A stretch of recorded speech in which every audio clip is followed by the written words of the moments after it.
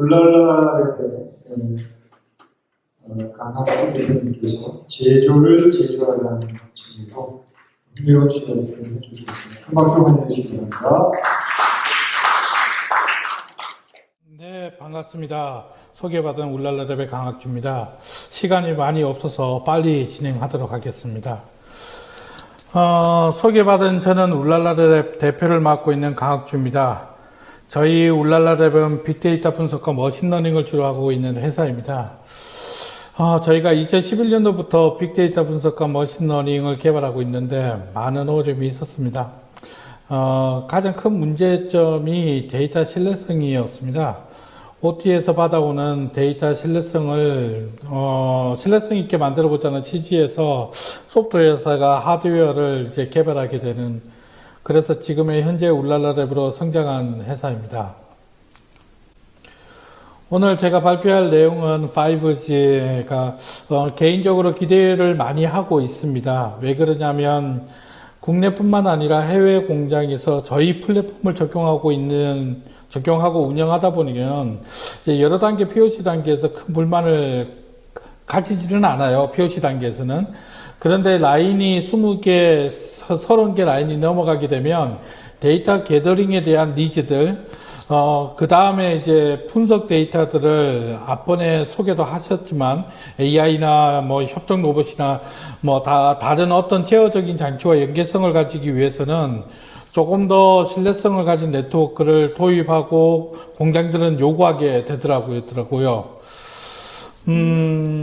저희는 직접적인 5G를 개발하는 회사는 아니지만 실제 네트워크에서 조금 더 신뢰성 있는 데이터를 수집하면 의미 있는 분석을 할 수 있으리라 생각합니다.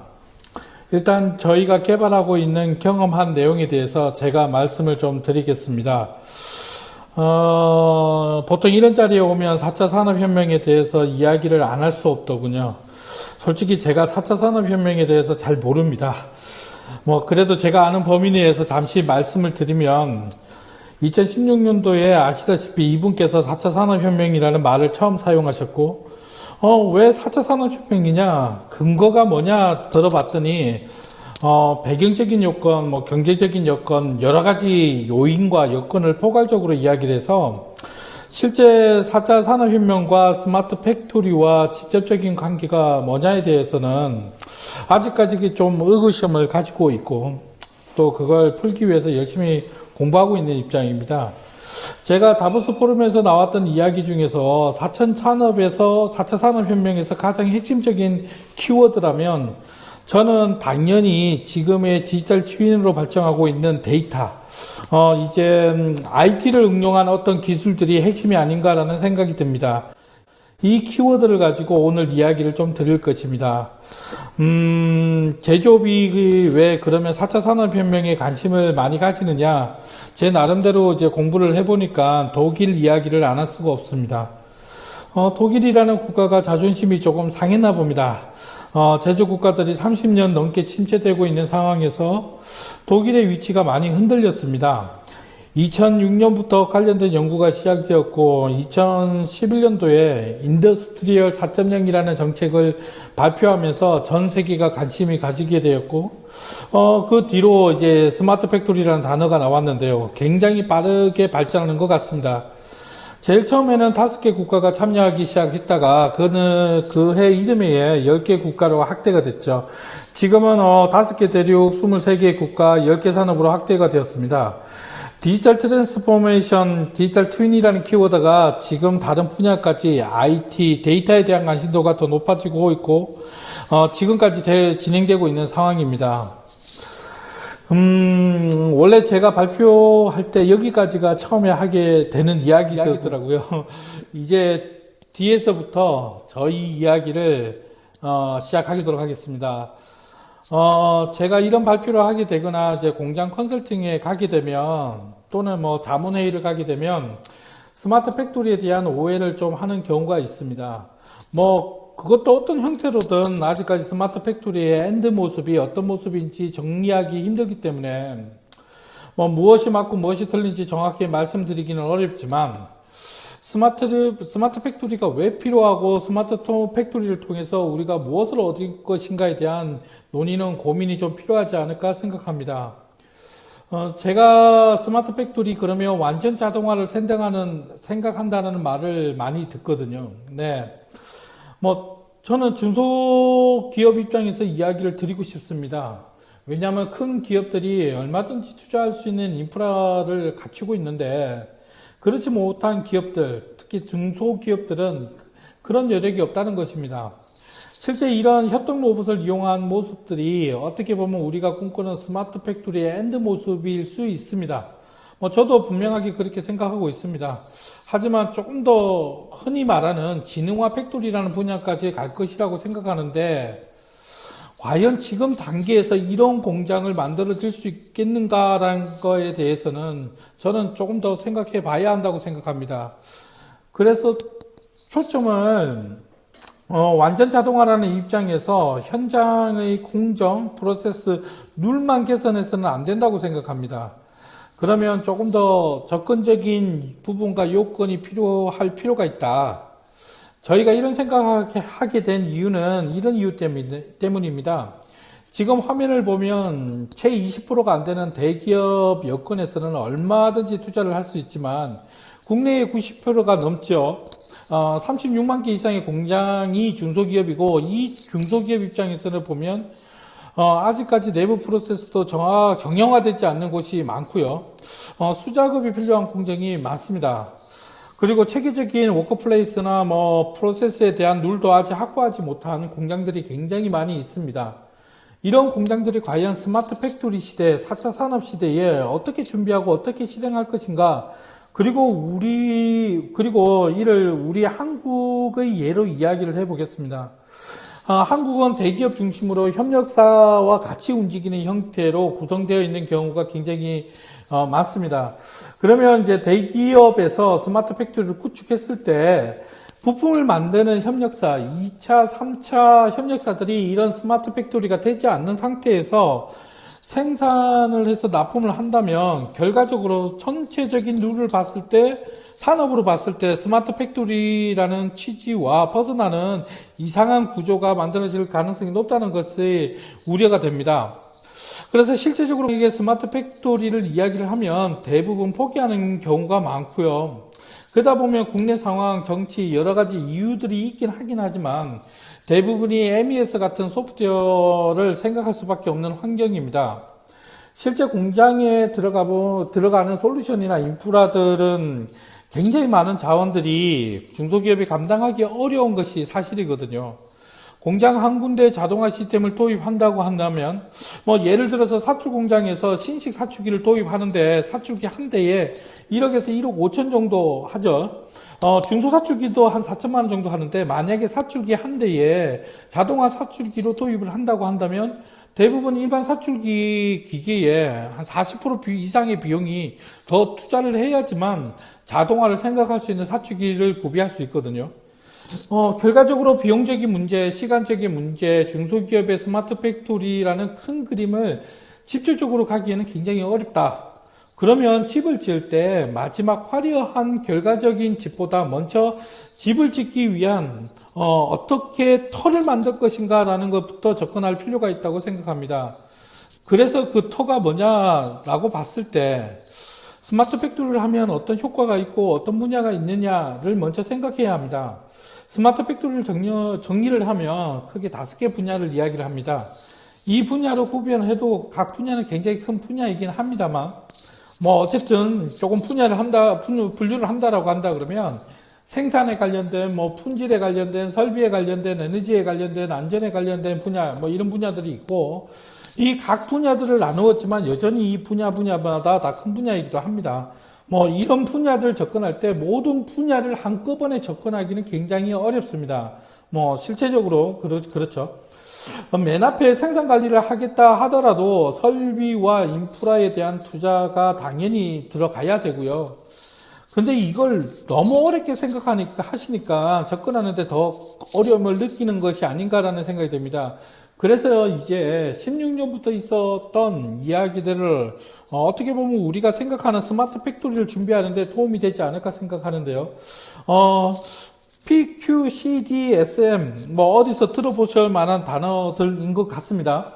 원래는 이전에 있어 왔던 6시그마 뭐 3시그마 그 뒤에 뭐 품질 경영 반품론까지 올 때 데이터라는 입장의 접근 그리고 공장의 효율성을 높이기 위한 접근에서 필요한 6가지 항목이죠. 이 항목이다라고 해왔던 것이 바로 이제 4차 산업혁명 스마트 팩토리라는 단어가 나오는 전부터 있어 왔다는 것입니다. 근데 이 단어들의 요건을 연결해보면 항상 끝에 데이터라는 것으로 모여집니다. 결국에는 처음에 말씀드렸던 4차 산업혁명 제조업을 다시 짚어보면 데이터가 뿌리가 된다는 것을 쉽게 짐작할 수 있습니다. 요 그림을 보시게 되는 이유는, 보여드리는 이유는 아마 식스시그마라는 모든 공장들이 대부분 한 번씩 공부해 보셨을 겁니다. 여기 식스시그마에서 가장 중요하게 생각하는 요소들이 있죠. 바로 포엠이라는 데이터가 꼭 필요하다는 것을 기억하실 겁니다. 식스시그마가 이때까지 이어오면서 16년 전에 포엠을 이야기를 했고, 최근에는 10년 전부터는 5M을 이야기를 했고, 최근에는 QS라는 것이 더 확대가 되었죠. 이 항목들을 세부적으로 보면 지금 스마트 팩토리에서 필요한 요건, 데이터 영역과 거의 흡사합니다. 예를 한번 들어볼까요? 포엠이라고 하면 사람, 재료, 공정, 기계를 관리하는 반법론. 그래서 그게 있는 데이터를 수집하고 분석하라는 접근이거든요. 이 중에서 맨을 한번 봅시다. 맨에 대한 데이터를 보면 실제 작업하는 시간, 뭐 작업하지 않는 시간, 휴동하는 시간, R&D 하는 시간, 다른 활동에 대한 시간 등등등 뭐 이런 시간들에 대한 데이터가 수집할 필요가 있다. 그러면 기계 머신으로 한번 가볼까요? 기계로 가면 실제로 기계가 작동한 시간, 휴동에 관련된 시간, 그리고 또 뭐 기계가 휴동되었다고 하면 로스율이라고 그러죠. 어떻게 이야기하면 이상이 생겨서 생겨나는 요건들의 데이터가 필요하다. 이것은 조금 더 제가 말씀드린 대로 4차 산업혁명 스마트 팩토리 이전부터 있어 왔던 굉장히 오래전부터 이야기해 왔던 것들입니다. 이런 가장 기초적인 룰에서부터 접근하는 것이 제가 아까 말씀드린 중소기업에서 접근하는 스마트 팩토리의 가장 기초적인 작업이 된다고 생각하고 있습니다. 요 그림은 2016년도에 나왔던 해외에서 많이 이야기했던 단체들이 있었죠.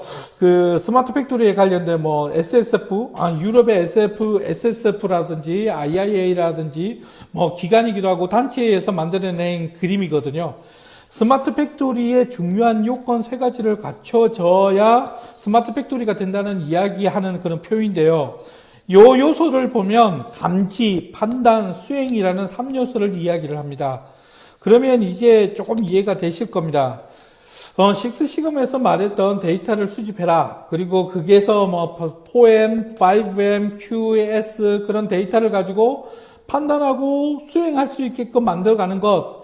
이게 스마트 팩토리의 그림이 아닐까라는 생각이 듭니다. 여기서 최근에 나오는 기술을 한번 점검해 보겠습니다. 스마트 팩토리에 관련된 기술. 감지를 위해서 최근에 더 대두되고 있는 것이 센서 기술이고요. 센서에서 나오는 것이 데이터. 그리고 이 데이터를 전송하기 위해서 나오는 것이 네트워크 기술. 이렇게 수집된 데이터를 분석하기 위해서 빅데이터 분석과 머신러닝 같은 분석 알고리즘 기술. 이렇게 분석된 결과를 작업자 등 관계자들에게 쉽게 보고 판단할 수 있게끔 하는 시각화 작업, 뭐 이런 기술이 있고요. 그 다음에 이 시각화된 것을 가지고 수행하고 실행하기 위해서 어플리케이션 기술이 나오는 것이고요.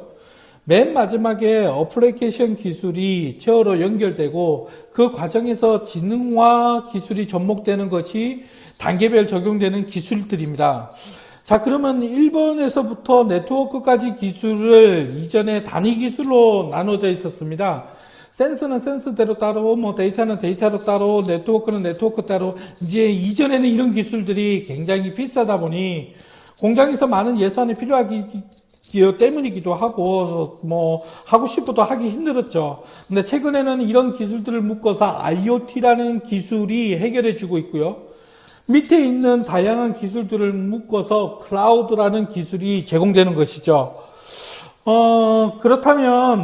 그러면 아까 말씀드린 대로 스마트 팩토리의 핵심 기술인 10가지 중에서 핵심적인 기술이 IoT와 클라우드 플랫폼으로 묶어지는 것을 알 수 있습니다.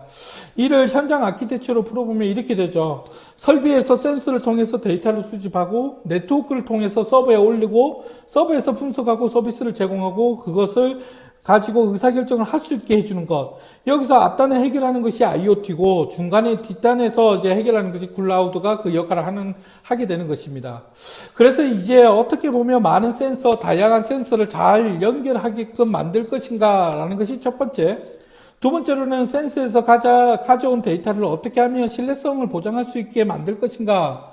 세 번째로는 센서 데이터를 서버까지 안전하게 보낼 수 있을 것인가. 이런 것들이 IoT 기술의 핵심 기술인 세 가지 해결 방법을 제공해야 합니다. 이게 IoT의 가장 핵심이다라고 보셔도 되겠고요. 그 다음 그렇게 전달된 데이터를 어떻게 정확한 분석을 할 것인가 클라우드 플랫폼이 나오게 되는 것입니다. 자, 그러면 저희 사례를 가지고 요 기술들이 어떻게 적용되고 연결되는지 잠시 말씀드리겠습니다. 여기는 HA라는 회사의 SMT 공정의 공장입니다. SMT 공장에서 옆에 조그맣게 붙어 있는 것이 IoT 디바이스입니다. 위로 검은 케이블로 연결된 것은 센서와 연결된 것이고요. 센서와 IoT가 설비에서 나오는 데이터를 실시간으로 서버에 보내주게 되는 것이 이제 오른쪽에 보이는 데이터가 서버에 수집되는 모습입니다. 이렇게 각각의 설비에 간단하게 설치하고 필요한 데이터를 수집할 수 있으니까 가장 기본적인 로우 데이터를 열심히 수집해내는 것입니다. 여기서 수집하는 이제 하루에 수집되는 데이터는 한 라인에 1300만 건 정도가 됩니다. 여기서 이제 4개 라인이니까 최소 5천만 건에서 최대 1억 건 정도의 데이터를 수집하는 거죠. 가장 기초적인 것은 이렇게 필요한 데이터를 수집하는 것에서 시작이 됩니다. 이렇게 수집된 데이터를 그냥 로우 데이터로만 보이게 되겠고요. 그냥 수집된 데이터는 가공되지 않는 그런 데이터입니다. 제가 이걸 보여드리기 위해서 이제 코멘트 설명을 간단하게 붙여 놓았는데, 사실 공장에서 이걸 그대로 보고 의미를 찾기는 굉장히 어렵습니다. 품질 쪽에서 담당하셨던 설비 담당자 내지는 품질 담당자들은 이거 어떤 그래프고 어떻게 나오는구나 라고 이해를 하시는데, 대부분의 의사결정을 하거나 내지는 다른 부서, 다른 설비를 담당하는 사람들은 이걸 보시면 이해를 거의 못하죠. 그렇다고 해서 이게 의미 없는 데이터는 아니고요. 그렇다고 굉장히 중요한 의미가 있습니다. 그래서 몇몇 공장들은 이 데이터를 가지고만 로우 데이터로만으로도 분석을 하긴 합니다. 여기 이제 Y라는 기업의 물류 창고에 데이터를 수집을 하고 있는 건데요. 이렇게 로우 데이터를 수집을 해서 가장 밑단에서 하는 작업이 이런 겁니다. 이 화면은 공장에서 데이터를 보고, 아까 이제 설비 담당자들이 데이터를 보면 무슨 말인지를 알거든요. 저희들을 보면 당장에 모르겠지만, 이제 다른 부서에 있는 사람들도 모를 수 있겠지만, 그래서 이 분들은 분석은 하긴 합니다. 보여드리는 이렇게. 이 기기가 작동이 되면 온도 상승이 30초 동안 이루어지고 그게 한 타임씩 일어나는 작업 구간이고 안 하는 데는 휴동 시간이고 한 사이클에 30초이니까 몇 초 동안 작업을 했고 가동률은 몇 %이고 이렇게 근본적으로 아세요. 이제 이걸 분석해 가지고 이게 이상이 있다 없다 등의 분석이 들어가려면 전문가 같은 이런 실력이 필요합니다.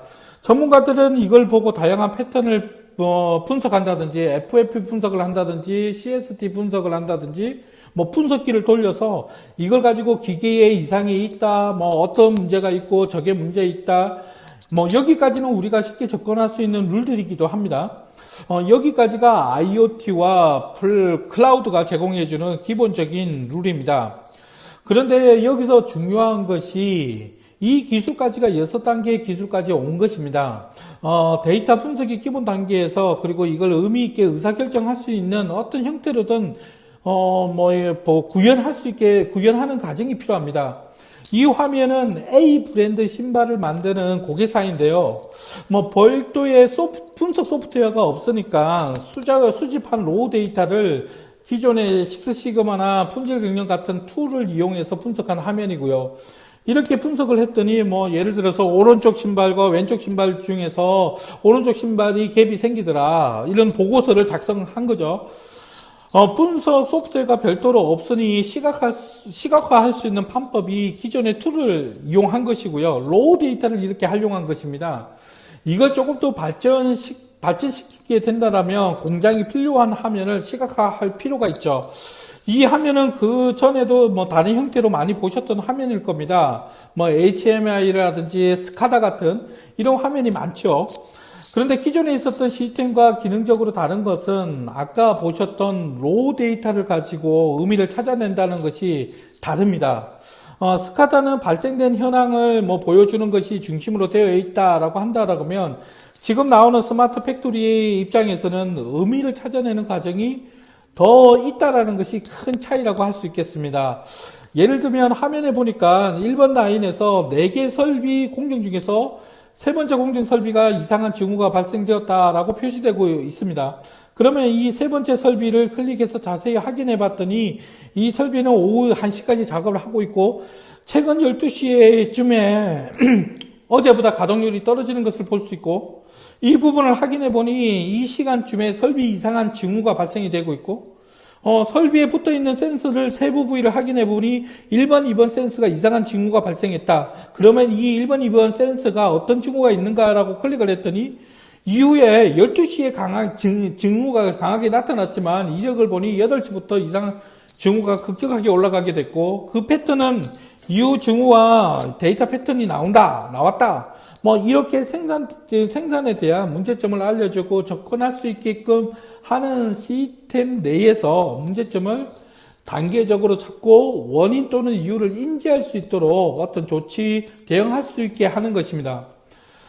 결과적으로 백단에 있는 로우 데이터를 만들고 이 결과를 어떻게 하면 화면에 잘 뿌려주고 의미와 원인을 찾아내고 실제 작업자가 쉽게 보고 인지할 수 있는 화면을 보여주게끔 만드는 것, 이것이 굉장히 중요한 것입니다. 그러면 작업자가 어려운 데이터를 수없이 많은 데이터를 직접 분석하는 어려움이 없이 쉽게 판단하고 의사결정 판단할 수 있게끔 가져가는 것이 IoT 클라우드 분석 기반의 스마트 팩토리의 플랫폼들이 수행하는 역할입니다. 이것들이 이제는 현장의 의사결정을 하기 위해서 반영하는 것이 스마트 팩토리가 가져가야 할 가장 기본적인 룰이라고 할 수 있습니다. 마지막으로 PSS에 대해서 잠시 말씀드리고 내려가도록 하겠습니다. 최근에 들어와서 PSS에 대한 중요도가 올라가고 있는데요. PSS의 기본적인 핵심은 제품만 판매하지 말고 제품을 서비스로 연결하라는 방향입니다. 제품 서비스 시스템의 약자이거든요.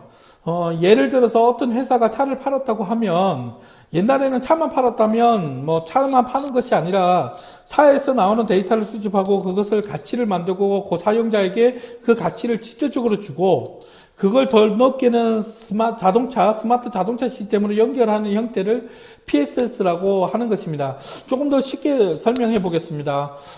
제가 스마트폰을 만드는 회사예요. 제 스마트폰을 어떤 고객에게 판매를 합니다. 그러면 저는 스마트폰을 AS에 주거나 문제를 파악할 수 있는 시스템을 갖추는 것이고, 고객은 자신의 스마트폰이 이상이 있는지 쉽게 알 수 있게 해주는 서비스를 제공하는 이런 것이 PSS 룰이라고 보시면 되겠습니다. 대체적으로 이런 사례가 있습니다. 저희 사례인데 여기는 이제 기차 전차를 만드는 공장인데요. 아트라스 코코라는 체결기 기계인데 너트를 쪼는 기계입니다. 아트라스 코코 기계에 IoT를 적용하고 이 기계가 이상이 있는지 없는지 원격 검치를 하는 것이고요. 이 기계를 도입했던 회사는 작업 중에 발생되는 요소, 불량이나 작업률 등을 점검할 수 있는 서비스를 제공받는 것입니다. 그러면 이걸 구축하는 이제 서비스 비용은 아트라스 코코에서 기계를 납품할 때 같이 받는 것이고, 구입한 회사는 자기가 이 기계를 구입했지만 부가적인 서비스를 자연스럽게 사용할 수 있는 비용이 굉장히 낮아지는 형태가 바로 이런 형태죠. 요즘에 한참 이제 많이 하고 있는 룰이기도 한데요. 이것은 이제 H사의 압축기인데요. H사는 압축키를 만들고 납품하는 것이 아니라 압축기에 IoT 시스템을 적용하여 A라는 뭐 다른 공장이 납품을 합니다. 그러면 그 공장에서는 자동적으로 이제 압축기를 관리하는 소프트웨어가 생기는 것이고, H사 입장에서는 이 시스템에서 나오는 데이터를 보고, 어떤 데이터, 예를 들어서 이제 대전에서 납품한 압축기가 이상이 있는지 없는지 확인할 수 있고, 그러면 이제 메인터넌스를 쉽게 풀어나갈 수 있는 룰이 되겠죠. 이게 화면인데, PT 화면이라서 제가 컴퓨터가 아니라서 마우스로 이제 조정할 수 없는데요. 일단 이게 압축기가 공급된 공장들이라면 H사 입장에서는 한 번에 관리할 수 있는 것이죠. 그러면 어떤 문제가 생겼다면 이 문제가 무엇인지 미리 파악해서 대처할 수 있기 때문에 메인터넌스 비용이 낮아지고 서비스를 받는 고객 입장에서는 그 압축기만 구매해도 자기들이 설비를 관리할 수 있는 그런 서비스를 받을 수 있게 되는 것을 PSS라고 요즘에 이런 서비스가 확대되고 있는 룰이 굉장히 빠르게 발전하고 있습니다. 네, 시간이 조금 촉박해서 제가 좀 자세하게 말씀드리면 좋을 것 같은데 그러지 못해서 정말 죄송합니다. 저희의 결론은 이런 것입니다. 스마트 팩토리의 가장 핵심은 결국에는 데이터 싸움이고 데이터를 어떻게 효율적으로 수집하고 그것을 분석하는 것에 달려있다고 말할 수 있습니다. 지금 나오고 있는 5G가 본격적으로 제가 예상하기로는 내년 정도면 공장에 본격적으로 도입할 수 있는 인프라가 될 것이라고 구축이 될 것이라고 예상하고 있는데 그렇게 된다면 우리가 고민하고 있는 네트워크 부분에서 지금 우리가 현재 수집하고 데이터를 수집하다 보면 1번에서 2번, 3번 단계까지는 거의 문제가 없어요. 근데 3번 단계로 넘어가서 네트워크가 끊어지거나 와이파이가 끊어지는 현상이 있습니다. RJ 사고 같은 랜 케이블도 끊어지는 현상이 있는데, 그런 것들이 대폭 해결될 것이다 라고 기대를 하고 있고요. 그렇다면 데이터로 할 수 있는 룰이 더 많아질 거라고 생각합니다. 네, 감사합니다. 고맙습니다.